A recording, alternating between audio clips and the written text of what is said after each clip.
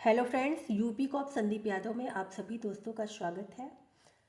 हिंदी के इस practice session को आप लोग ज्वाइन कीजिए और क्लास को शेयर कीजिए, क्योंकि इससे आप सभी को एसएससी जीडी के एग्ज़ाम में बहुत ही सहायता मिलेगी। चलिए सेशन को स्टार्ट करते हैं। इससे पहले जितनी भी क्लासें हुई हैं उनकी प्लेलिस्ट बनी है, तो आप लोग जाकर वहाँ से ज़रूर देखिएगा। वहाँ से आप सभी को एग्ज़ाम में सहायता मिलेगी। तो चलिए प्रश्न को देखते हैं। निम्नलिखित प्रश्न में विकल्पों में से उस विकल्प का चयन करें जो दी गई लोकोक्ति का सही अर्थ वाला विकल्प है। बासी बचे न कुत्ता खाए, ज़रूरत के अनुसार सामान बनाना, एक न एक दिन अच्छे दिन आ ही जाते हैं, छोटे का बड़े से बढ़ जाना, रक्षक का भक्षक हो जाना। तो आप सभी आंसर कीजिए कि बासी बचे न कुत्ता खाए का अर्थ क्या है। तो इसका राइट आंसर जो है ए होगा, ज़रूरत के अनुसार सामान बनाना। चलिए अगले प्रश्न की तरफ बढ़ते हैं।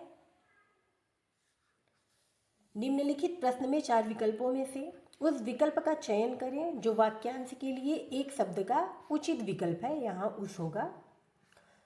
जो किसी वंश में बराबर चला आया है, अनुवांशिक, आभारी, आर्थिक या फिर परित्यक्ता। तो आंसर दीजिए कि जो किसी वंश में बराबर चला आया है उसे एक शब्द क्या होगा उसका। जो प्रश्न प्रीवियस ईयर है उनके नीचे लिखा हुआ है कि ये कब और किस शिफ्ट में आए हुए हैं। तो आप लोग UP cop Sandeep Yadav WhatsApp group को जरूर ज्वाइन कीजिए, वहाँ आप सभी को पीडीएफ मिल जाएगी। तो इसका राइट आंसर जो होगा ए होगा कि जो किसी वंश में बराबर चला आ रहा हो उसे क्या बोलते हैं, अनुवांशिक बोलते हैं। अगले प्रश्न की तरफ बढ़ते हैं। आप लोग आंसर जरूर दीजिएगा, कमेंट कीजिएगा, इससे आप लोगों को चीज़ें याद होती हैं। दिए गए शब्दों का विलोम चुनें। आहार का विलोम बताना है आप सभी को। निराहार होगा, विहार होगा, उपहार होगा या फिर निराहार होगा। तो आंसर दीजिए आप सभी। तो आहार का विलोम जो होगा निराहार होगा, इसका राइट आंसर ए है। उपहार का विलोम पूछे तो निराश्रितता होता है, इसे भी आप लोग ध्यान रखिएगा, इम्पॉर्टेंट है निराश्रितता, इसे आप सभी ध्यान रखिएगा। चलिए आगे बढ़ते हैं।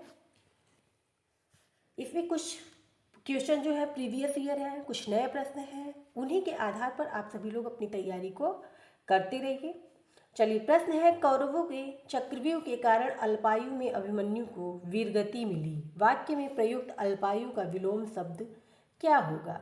लघु आयु होगा, विरक्ति होगा, चिरंजीव होगा या फिर चिरायु होगा। तो आंसर कीजिए आप लोग कि अल्पायु का विलोम क्या होगा।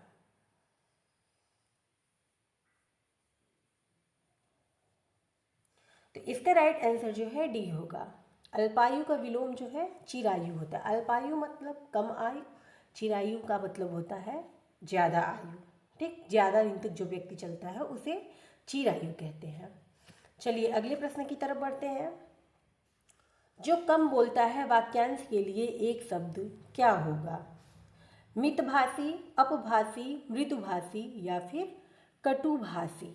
तो आंसर कीजिए आप लोग कि जो कम बोलता है उसे क्या बोलते हैं, मितभाषी बोलते हैं, इसका राइट आंसर ए है। मृदुभाषी पूछता है किसे बोलते हैं, तो जो मधुर या मीठा बोलता है उसे मृदुभाषी बोलते हैं। कटुभाषी जो कटु या कड़वा बोलता है उसे कटुभाषी बोलते हैं। चलिए आगे की तरफ बढ़ते हैं। निम्नलिखित वाक्य में उस वाक्यांश को पहचानिए जिसमें मात्राओं से संबंधित अशुद्धियां हैं। यदि कोई गलती नहीं है तो कोई त्रुटि नहीं है का चुनाव करें। तो यहाँ आप सभी को वाक्यांश पढ़ना है। उस वाक्यांश में मात्राओं संबंधी अशुद्धियां हैं। अगर गलती नहीं है तो आप सभी को ऑप्शन चुनना है कि कोई त्रुटि नहीं है। अगर त्रुटि है तो ऑप्शन वाला वो ऑप्शन चुनिए जिसमें त्रुटि है।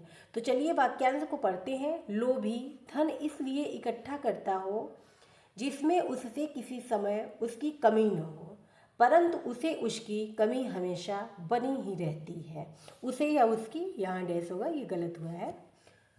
तो चलिए आप सभी चारों ऑप्शन को पढ़िए और बताइए कि किस में अशुद्धि है। लोभी धन इसलिए इकट्ठा करता हो। यहाँ पर पूछा है कि सिर्फ मात्रा संबंधी अशुद्धि है, तो चारों ऑप्शन को देखिए आप सभी और आंसर कीजिए कि किसमें मात्रा संबंधी अशुद्धि है या फिर नहीं है। तो इसका राइट आंसर जो होगा ए होगा। इसलिए जो लिखा है ये गलत होगा। ल में हमेशा छोटी की मात्रा होती है, इसलिए इस तरीके से होता है। ठीक, चलिए आगे बढ़ते हैं। निम्नलिखित वाक्य में से अपूर्ण भूतकाल को पहचानिए। रामू खाना खा रहा था। बी है माँ खाना बना चुकी है। सी है मुझे बाहर जाना है। डी है हम घूमने जाएंगे। तो आप सभी को अपूर्ण भूतकाल बताना है कि जो भूतकाल में भी पूरा नहीं हुआ है। तो आंसर कीजिए आप लोग। रामू खाना खा रहा था, ये अपूर्ण भूतकाल है। अगर यहाँ पर होता कि रामू खाना खा चुका था तो यहाँ पर पूर्ण भूतकाल हो जाता। खा रहा था तो यहाँ पर अपूर्ण भूतकाल है। चलिए आगे बढ़ते हैं। निम्नलिखित वाक्य में के किस भाग में शब्द चयन संबंधी अशुद्धि है?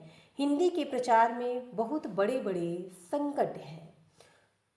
तो बताइए आप सभी कि इसका आंसर कौन सा होगा? शब्द चयन संबंधी अशुद्धि बताना है। ऑप्शन ए में है, बी में है, सी में है या फिर डी में है। तो इसका राइट आंसर जो होगा डी होगा, क्योंकि यहाँ हिंदी के प्रचार में बहुत बड़े बड़े संकट नहीं होगा। ठीक, यहाँ पर हिंदी के प्रचार में बहुत बड़ा संकट है, ये हो सकता है, बड़े बड़े नहीं होगा। ठीक, तो इसका राइट आंसर जो है डी है।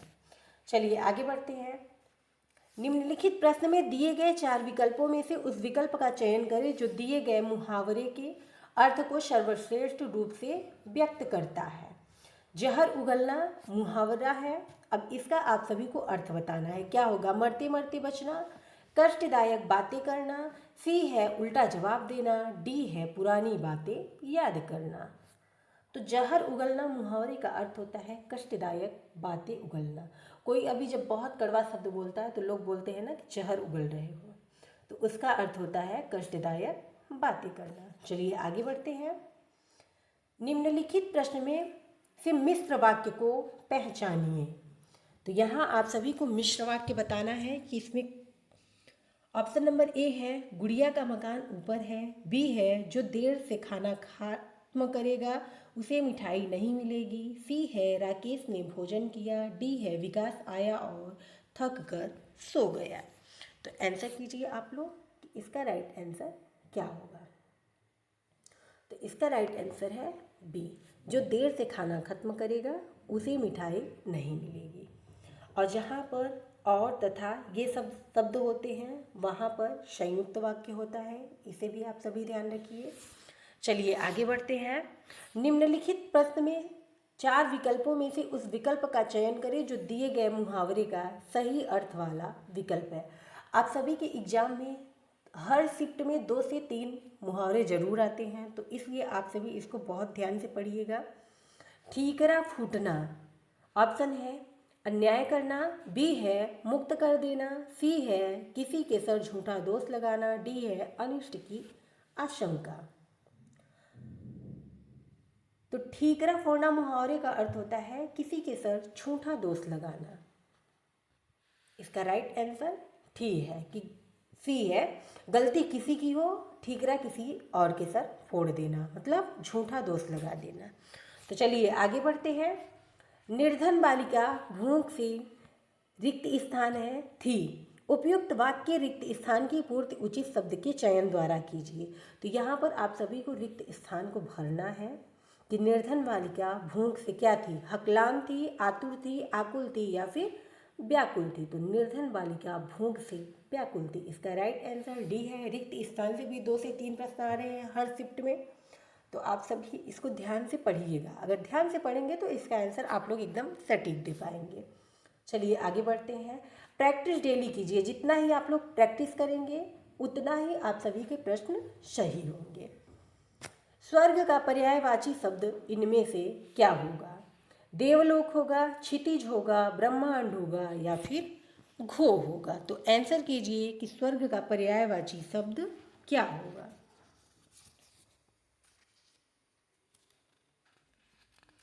जल्दी से आंसर कीजिए आप सभी कि क्या होगा।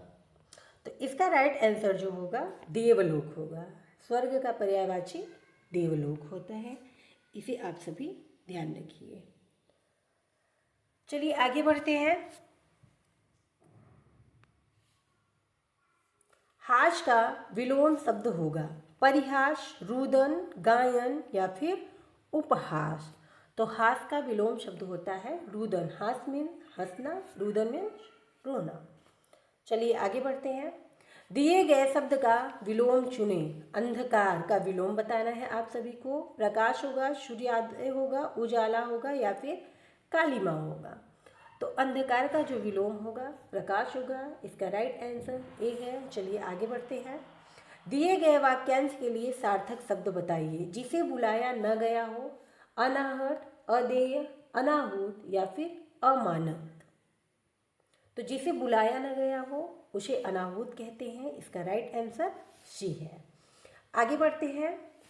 सुंदर का बेटा मोहन तो गुदड़ी का डैश डैश है। रिक्त स्थानों की पूर्ति उचित शब्द द्वारा कीजिए। ऑप्शन है माल, धागा, लाल या फिर कपड़ा। तो सुंदर का बेटा मोहन जो है गुदड़ी का लाल होगा। इसका राइट आंसर सी है। अगला प्रश्न है। ऐसे साहित्य के रचयिता अधिक मात्रा में व्याप्त है। वाक्य में रेखांकित भाग को उचित विकल्प चुनकर प्रतिस्थापित करें। तो यहाँ पर जो अधिक मात्रा में व्याप्त शब्द रेखांकित है, इसे आप सभी को प्रतिस्थापित करना है कि इसके स्थान पर कौन सा शब्द जो है वाक्य उचित होगा। अधिक मात्रा में विद्यमान, अधिक संख्या में व्याप्त या फिर अधिक संख्या में विद्यमान। डी है बहुत मात्रा में विद्यमान। तो आंसर कीजिए आप लोग कि ऐसे साहित्य के रचयिता अधिक संख्या में विद्यमान है। ठीक, इसका राइट आंसर सी होगा, अधिक मात्रा नहीं होगा। चलिए अगला प्रश्न है। भगवान दिवाकर जीवनदायी है। रेखांकित शब्द के उचित पर्यायवाची शब्द का चयन कीजिए। शशि, अब्ज, नयन या फिर सूर्य। तो दिवाकर का पर्यायवाची बताना है आप सभी को कि क्या होगा। तो इसका राइट आंसर है डी। सूर्य के अन्य पर्यायवाची क्या होते हैं, इसका आंसर आप लोग जरूर कमेंट में दीजिएगा, क्योंकि सूर्य का पर्यायवाची बार बार एग्जाम में रिपीट होता है। तो आंसर दीजिएगा आप सभी कमेंट बॉक्स में। अगला प्रश्न है। शहर का आधा भाग डैश डैश चुका है। इस वाक्य में रिक्त स्थान की पूर्ति उपयुक्त वाक्य खंड द्वारा कीजिए। जल में निमग्न हो, जल में मग्न हो या फिर जलमग्न हो। डी है पानी में तैर रहा है। तो शहर का आधा भाग जलमग्न हो चुका है। ये जो है इसका राइट आंसर सी होगा। जल में निमग्न नहीं होगा, जल में मग्न भी नहीं होगा, पानी में तैर रहा होगा। ये भी वाक्य जो है सही नहीं है। तो इसका राइट आंसर सी है। 20 में से कितने प्रश्न आप सभी के सही गए हैं कमेंट बॉक्स में ज़रूर बताइएगा। और इस प्रैक्टिस सेशन को ज़्यादा से ज़्यादा शेयर कीजिएगा, क्योंकि आप सभी के एग्ज़ाम के लिए बहुत ही हेल्पफुल है। तो आज का सेशन यहीं समाप्त होता है। मिलते हैं कल की क्लास में। कई दिनों से क्लास बस किसी कारणवश रुकी थी, लेकिन आज से कंटिन्यू रहेगी। तो मिलते हैं कल की क्लास में। तब तक आप सभी अपना ध्यान रखिए।